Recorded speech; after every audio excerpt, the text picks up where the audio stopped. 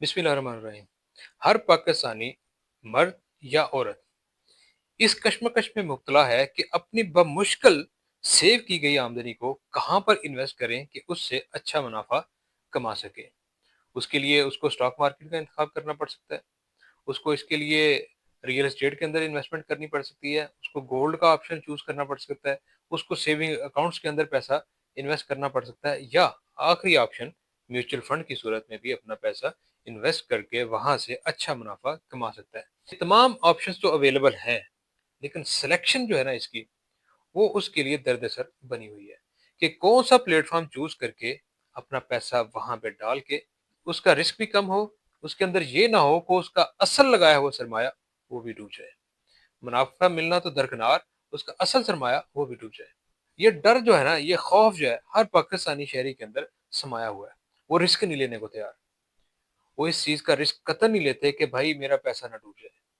लेकिन हकीकत इसके बरक्स कुछ और ही होती है। जो लोग रिस्क नहीं लेते वो आगे नहीं बढ़ पाते, वो दूसरों के बलबूते पे हमेशा अपनी रेंगती हुई बिल्कुल स्लो एंड स्टेडी वो तरक्की करेंगे।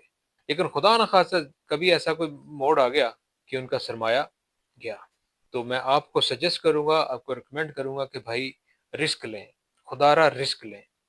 अब देखें, हम लोग म्यूचुअल फंड के अंदर पैसा इन्वेस्ट कर देते हैं कि वहां से हम प्रॉफिट लेंगे।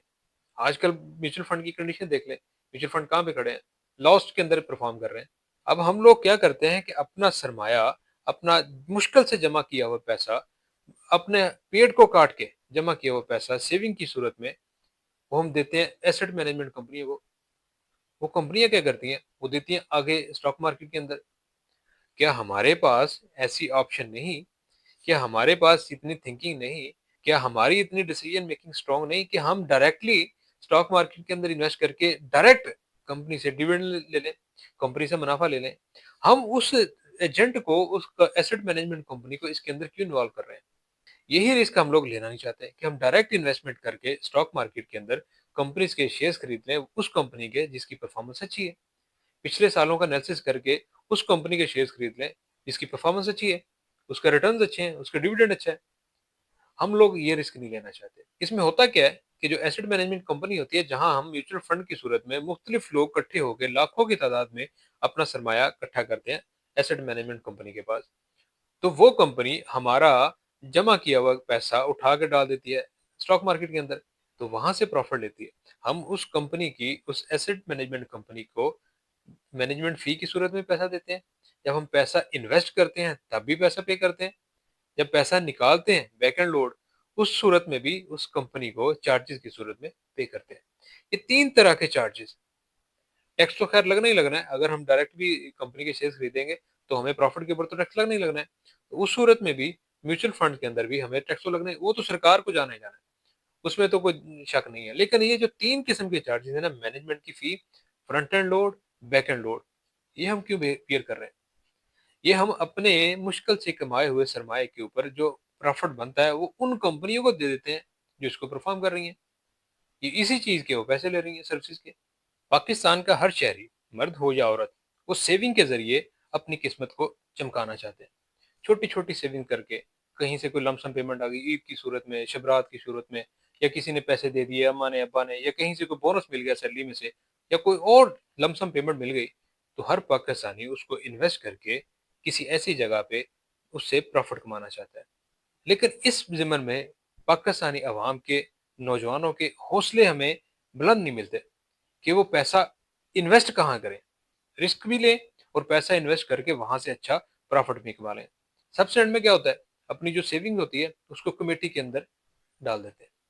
हर महीने जो पैसा बचता है बचा लेते हैं, तो वो गली मोहल्ले के अंदर कमेटी डाल के उसके अंदर पैसा अपना जमा करते रहते हैं।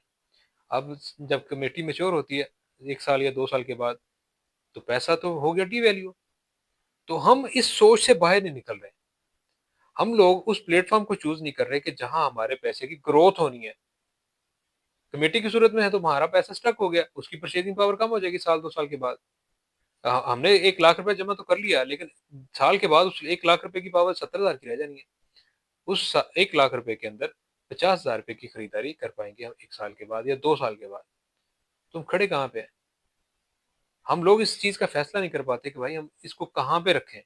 اس گلی محلے کی کمیٹی کا بینیفٹ تو صرف یہی ہوتا ہے نا کہ ہمیں ضرورت کے وقت پیسہ مل جاتا ہے، ہم چھوٹی موٹی ضرورت کے اندر مسئلہ ہے، ہمیں سائیکل لینی ہے، بچے کو سائیکل لے کے دینی ہے، یا بچے کا اسکول یا کالج میں ایڈمیشن کروانا ہے، تو ہمیں فلیکسیبلٹی کی صورت میں پیمنٹ بآسانی مل جاتی ہے، لیکن پیسہ گرو نہیں کر پاتا۔ کچھ لوگ اپنی سمجھ کے مطابق اپنا پیسہ اٹھا کے مختلف بینکوں کے اندر سیونگ اکاؤنٹ میں ڈال دیتے ہیں، فکس ڈپازٹ کے اندر۔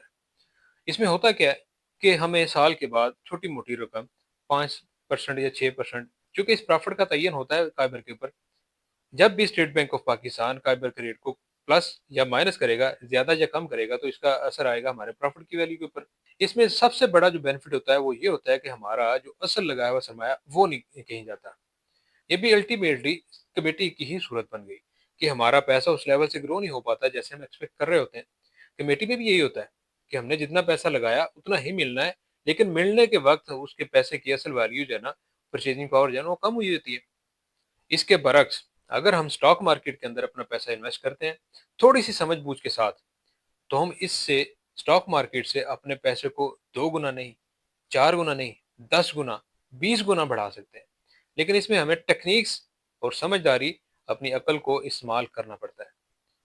اس میں ہوتا ہے کہ رسک لینا پڑتا ہے، جب تک رسک نہیں لیں گے ہم آگے نہیں بڑھ پائیں گے۔ جو رسک لیتا ہے وہی آگے بڑھتا ہے۔ دنیا کے جو کامیاب ترین لوگ ہیں نا، کسی ایک بندے کی اگزامپل دیتے ہیں کہ جس نے رسک نہ لیا ہو۔ جس نے رسک لیا ہے وہ دنیا کے اندر راج کر رہے ہیں، کامیاب ترین ریچسٹ ترین لوگ ہیں وہ۔ تو جس بندے نے رسک لینا ہے نام تو اسی نے کمانا ہے۔ اب اگزامپل دیکھیں ایلون مسک کی، وہ دنیا کے آج 2025 کے امیر ترین شخص ہیں دنیا کے۔ انٹرویو کے دوران کسی نے ان سے پوچھا کہ آپ اپنی پلاننگ کیسے کرتے ہیں؟ انہوں نے کہا ایلون مسک نے کہ میں اپنے آنے والے 10 سالوں کی پلاننگ کر رہا ہوتا ہوں کہ میں نے اگلے 10 سالوں کے اندر کون کون سے گولز اچیو کرنے ہیں، کیا کیا میرے ٹارگٹس ہیں، میں نے اس کو اچیو کرنا ہے۔ لیکن بات یہاں پہ ختم نہیں ہوتی، بات یہاں سے شروع ہوتی ہے۔ اب پلان تو کیا انہوں نے 10 سال کا، 10 سال کے اندر میں نے یہ پروجیکٹ کرنے ہیں، میں نے یہ اچیومنٹس کرنی ہے، اس کے لیے انہوں نے اسٹرگل بھی شروع کر دی۔ ہر بندہ پلان کر رہا ہوتا ہے کہ میں نے اگلے 10 سالوں کے لیے یہ پلان کیا ہے، میں نے یہ جو ٹارگٹ سیٹ کیا ہے میں نے یہ اچیو کرنا ہے۔ لیکن ایلون مسک کا کہنا تھا اس سے آگے جو اصل بات ہے، انہوں نے کہا کہ میں نے پلان کیا ہے اگلے 10 سالوں کا ٹارگٹ، لیکن میں نے یہ کرنا ہے کہ اس 10 سالوں کے ٹارگٹ کو 1 سال کے اندر اچیو کرنا ہے۔ یہ ہے رسک۔ اگر تو میں کامیاب ہو گیا تو میں کامیاب، نہیں ہوا کوئی بات نہیں، 10 سال کا پلان تو ہے یہ پیچھے، لیکن مجھے پتا ہے اپنی ایبیلٹی کے اوپر مجھے ٹرسٹ ہے کہ میں نے یہ 1 سال کے اندر 10 سالہ پروجیکٹ اچیو کر لینے۔ یہی رسک ہوتا ہے، جو بندہ رسک لیتا ہے وہی آگے نکل جاتا ہے۔ اب میں بتاتا چلوں کہ چونکہ پاکستان کے اندر مرد و خواتین آج کل ایک پیج پہ ہیں، جہاں مرد کو اہمیت حاصل ہے، خواتین بھی ان کے پیرالل شانہ بشانہ ساتھ کھڑی ہیں۔ کرکٹ کا میدان دیکھ لیں، ہاکی کا میدان دیکھ لیں، کسی سپورٹس کو دیکھ لیں، یا کسی بزنس ایکٹیویٹی کو دیکھ لیں، اسٹڈی دیکھ لیں، کسی ایک سنگل شعبے کو اٹھا کے دیکھ لیں، خواتین مردوں کے شانہ بشانہ کھڑی ہیں۔ لیکن میں سمجھتا ہوں سٹاک مارکیٹ کے اندر خواتین بہت پیچھے ہیں، خواتین رسک نہیں لیتی۔ سٹاک مارکیٹ کے اندر ہولڈ ہے مردوں کا، خواتین رسک نہ لینے کی بنا پر وہ اپنا پیسہ اٹھا کے سیونگ اکاؤنٹ کے اندر ڈال دیتی ہیں۔ اسی بنا پر جو ان کے ٹریڈرز ہیں، ایجنٹس ہیں سٹاک مارکیٹ کے، ان کے اندر آپ کو اکثریت، چیدہ چیدہ تو ہوں گی لیکن اکثریت جو ہے، میجورٹی جو ہے وہ مردوں کی ہے۔ تو اس سے یہ ظاہر ہوتا ہے کہ خواتین یا تو اس شعبے کے اندر اپنا انٹرسٹ نہیں ظاہر کرتی، یا ان کے پاس اتنی ایبلٹی نہیں ہے کہ وہ اس پلیٹ فارم کے اوپر اپنا لوہا منوا سکیں۔ تو میں ذاتی طور پر سمجھتا ہوں خواتین کو بھی اس شعبے کے اندر انٹری کرنی چاہیے، تاکہ یہ شعبہ بھی باقی شعبوں کی طرح پھل پھول سکے۔ تو اس کا مطلب ہرگز یہ نہیں ہے کہ خواتین اس شعبے میں بالکل سرے سے نہیں ہے، لیکن جو ہیں وہ اعلیٰ اعلیٰ عہدوں پر بھی فائز ہیں، انہوں نے اپنا لوہا منوایا ہے، لیکن اس لیول سے نہیں ہے جس لیول سے ہونی چاہیے، جیسے باقی شعبوں کے اندر وہ اکثریت کے طور پر موجود ہوتی ہیں۔ اب یہاں پہ بات کلیئر کر دوں کہ اگر تو آپ ماہانہ 50 سے 60 ہزار روپیہ سیو کر سکتے ہیں اپنی آمدن سے، اپنی سیلری سے یا اپنے بزنس سے، تو میں سمجھتا ہوں آپ ان کمپنیوں کے شیئرز خرید سکتے ہیں جن کمپنیوں کا تعلق سیمنٹ سے، سٹیل سے، یا بلڈنگ مٹیریل سے ریلیٹڈ ہے۔ آپ ان کمپنیوں کے شیئرز خرید رہے ہیں کیونکہ اب موسم چینج ہو رہا ہے، گرمی کا موسم آ رہا ہے۔ عام طور پر گرمیوں کے اندر کنسٹرکشن کا کام بڑی تیزی سے ہوتا ہے، عروج پہ ہوتا ہے۔ سردیوں کے اندر چونکہ ان کی شرح تھوڑی کم ہوتی ہے، لیکن گرمیوں کے اندر یہ کام بڑی تیزی سے پھل پھول رہا ہوتا ہے۔ تو میں سمجھتا ہوں کہ اگر آپ کے پاس آپشن ہے کہ آپ ماہانہ 50 سے 60 ہزار روپیہ اپنی انکم سے، اپنی سیلری سے بچا سکتے ہیں تو آپ کے پاس آپشن ہے ان کمپنی کے شیئرز خریدنے کی۔ اب میں بتاتا ہوں کہ اسٹاک مارکیٹ کے اندر جو ہونے والے نقصان ہوتے ہیں نا، جو ذہن میں ہوتے ہیں، اس سے کیسے بچا جا سکتا ہے۔ جو ملکی معاشی حالات ہوتے ہیں وہ اسٹاک مارکیٹ کی عکاسی کر رہے ہوتے ہیں۔ جب پولیٹیکل سٹیبلٹی ہوگی تو اسٹاک مارکیٹ بڑے ردم کے ساتھ چل رہی ہوگی، آپ کو اچھے پروفٹ بھی ملیں گے۔ لیکن جب کبھی ایسے حالات پیدا ہو کہ پولیٹیکل انسٹیبلٹی ہو تو وہاں پہ کشمکش رہتی ہے مارکیٹ کے اندر۔ تو ایسے سینیریو کے اندر ہم وہاں سے اپنا پیسہ وڈرا کر کے کسی اور جگہ پہ انویسٹ کر سکتے ہیں تاکہ ہم ممکنہ جو خدشات ہیں یا ممکنہ خطرات جو ہیں اس کو قابو پا سکیں۔ اب میں بتاتا ہوں سیونگ اکاؤنٹ کے اوپر۔ بہت بہت سارے لوگ مرد و خواتین اپنی ماہانہ انکم میں سے، اپنی سیلری میں سے تھوڑی تھوڑی رقم بچا کے اس سیونگ اکاؤنٹ کے اندر ڈال دیتے ہیں۔ مختلف بینکوں نے مختلف قسم کے سیونگ اکاؤنٹ متعارف کروائے ہوئے ہیں۔ اس سیونگ کے اوپر ماہانہ بینک جو ہے نا وہ اس کے اوپر پروفٹ دیتا رہتا ہے، وہ مستقل مزاجی سے دیتا رہتا ہے۔ اس سے ہوتا کیا ہے کہ جو ہمارا اصل سرمایہ وہ بھی محفوظ رہتا ہے، اس کے ساتھ ساتھ جو گروتھ ہوتی ہے نا پروفٹ کی صورت میں وہ بھی اس کے اندر شامل ہو کے ہمارے ماہانہ پروفٹ کو بڑھا رہی ہوتی ہیں۔ تو بہت سارے خواتین اپنے پیسے کو سیکیور اینڈ سیف کرنے کے لیے اسی پلیٹ فارم کا سہارا لیتی ہیں، وہ کسی اور آپشن کے اندر جانا نہیں چاہتے اور رسک نہیں لینا چاہتے۔ پلیٹ فارم کی زیادہ مقبولیت اس وجہ سے ہے کہ اس کا اکاؤنٹ اوپن کرنا یا اس کو مینٹین کرنا باقی پلیٹ فارم کی نسبت آسان ہے۔ اس کے اندر کوئی کڑی شرائط نہیں ہے، کوئی ایسے کاغذات نہیں ہے کہ جو ہمیں پرووائڈ کرنے پڑنے ہو یا ہمیں مارکیٹ کے اتار چڑھاؤ کا بخوبی اندازہ رکھنا پڑنا ہو۔ اس میں ایسی کوئی کنڈیشن نہیں ہے، کوئی ایسی شرط نہیں ہے۔ بینک میں ہمارا پیسہ پڑا ہے مختلف سیونگ اکاؤنٹ کے اندر، اس کے اوپر منتھلی بیسس پہ مستقل طور پر پروفٹ ملتا رہے گا اور لوگ مطمئن ہیں اس پروفٹ کے اوپر۔ اب میں بات کرتا ہوں کہ انویسٹمنٹ کرنے کے لیے سونا چاندی جھلی کی صورت میں لیں یا بسکٹ کی صورت میں۔ عام طور پر اس پلیٹ فارم کو بھی محفوظ سمجھا جاتا ہے اپنے پیسے کو سیکیور کرنے کے لیے، اپنے پیسے کی قدر کو بڑھانے کے لیے۔ اب تو سوال اس کے اندر یہ پیدا ہوتا ہے کہ ہم جھلی کی صورت میں سونا خریدیں یا را گولڈ کی صورت میں، بسکٹ کی صورت میں، ٹکی کی صورت میں خریدیں۔ تو میں ذاتی طور پر سمجھتا ہوں کہ جو ٹکی ہوتی ہے نا را گولڈ، وہ سب سے بہتر اور سیف آپشن ہوتا ہے، کیونکہ اس کے اندر ہمیں کوئی لاس نہیں بیئر کرنا پڑتا، کوئی کسی قسم کی کاٹ نہیں ہوتی۔ ہم نے را گولڈ کی ٹکی لینی ہے، جیسے خریدنی ہے ویسے ہی ہم نے جا کے بھیجنی ہے، اس کے اندر کسی قسم کی کٹوتی نہیں ہوتی۔ اور یہ جو بسکٹ ہوتے ہیں، ٹکیاں ہوتی ہیں، یہ چھوٹے سے چھوٹے گرام سے لے کے نا 1 kg تک اویلیبل ہوتی ہیں۔ آپ کے پاس جتنی بھی انویسٹمنٹ ہوتی ہے، آپ کے پاس جتنا بھی پیسہ ہوتا ہے، آپ اس کے اکارڈنگ مارکیٹ میں جا کے اپنے بسکٹ اتنی مالیت کے مطابق خرید سکتے ہیں۔ اور اگر خواتین یہ چاہیں کہ وہ بینگلز یا کڑے وغیرہ وہ خریدنا چاہیں تو وہ خرید سکتی ہیں، لیکن جو جویلری ہوتی ہے فنش گڈ کی صورت میں، نیکلس وغیرہ یا ایئر رنگ وغیرہ یا رنگ وغیرہ، اس کے اندر ہمیں لاس زیادہ بیئر کرنا پڑتا ہے، کیونکہ جو بینگلز ہوتی ہیں اس کے ڈیزائن یا اس کی فنشنگ جو ہے نا وہ اتنی نہیں ہوتی، وہ اتنی نفیس نہیں ہوتی جتنی یہ نیکلس وغیرہ یا ایئر رنگز یا رنگز وغیرہ ہوتی ہیں۔ تو اس کے اندر بھی کافی حد تک بہتری محسوس ہو سکتی ہے۔ خواتین گھروں کے اندر عام روٹین کے اندر ان بینگلز کو، کڑوں کو پہن سکتی ہیں اور محفوظ طریقے سے اپنے سرمایہ کو بھی محفوظ کر سکتی ہیں۔ اب میں بات کرتا ہوں کہ ہم نے سیونگ بھی کرنی ہے، پیسہ انویسٹ بھی کرنا ہے، لیکن ہمارے پاس وقت بھی نہیں ہے۔ تو ایسی صورت میں ہم میوچل فنڈ کا انتخاب کرتے ہیں۔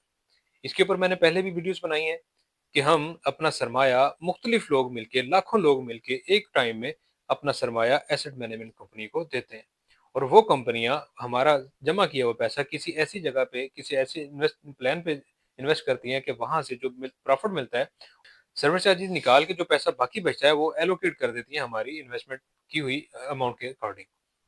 تو اس میں بھی ایسی صورتحال نظر آتی ہے کہ جب قائبر کے ریٹ کم ہوتے ہیں تو ہمیں منافع بھی کم مل رہا ہوتا ہے، لیکن جب قائبر کے ریٹ زیادہ ہو رہے ہوتے ہیں تو ہمیں منافع جو ہے نا وہ بھی زیادہ دیکھنے کو ملتا ہے۔